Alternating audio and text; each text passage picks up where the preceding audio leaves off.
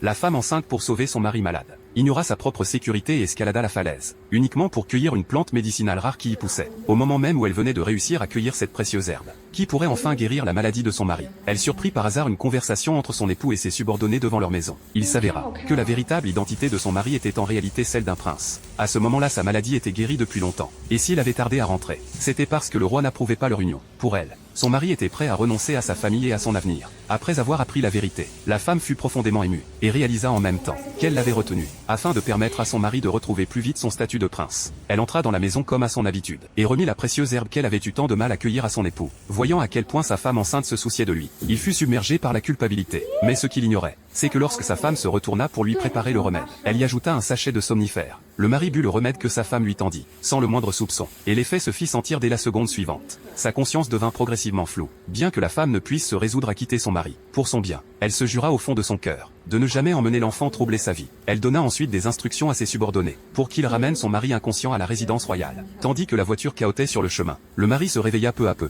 Il se souvint soudain de sa femme restée au village. Il comprit que sa femme avait fait cela, pour ne pas être un fardeau pour lui. Alors, ignorant les tentatives de ses subordonnés pour l'en empêcher, il sauta de la voiture, juste pour revenir au plus vite auprès de sa femme enceinte. Mais lorsqu'il arriva au village, la scène devant ses yeux le remplit d'une douleur et d'un regret insupportables. Le paisible village de montagne avait pris feu, et après avoir été pillé par des bandits, il ne restait plus un seul survivant. Bien que le mari ait ordonné à ses hommes de tuer tous les bandits, il dut accepter le fait qu'il avait perdu sa femme et son enfant. Bientôt 8 années passèrent. Le mari n'arrivait toujours pas à faire le deuil de sa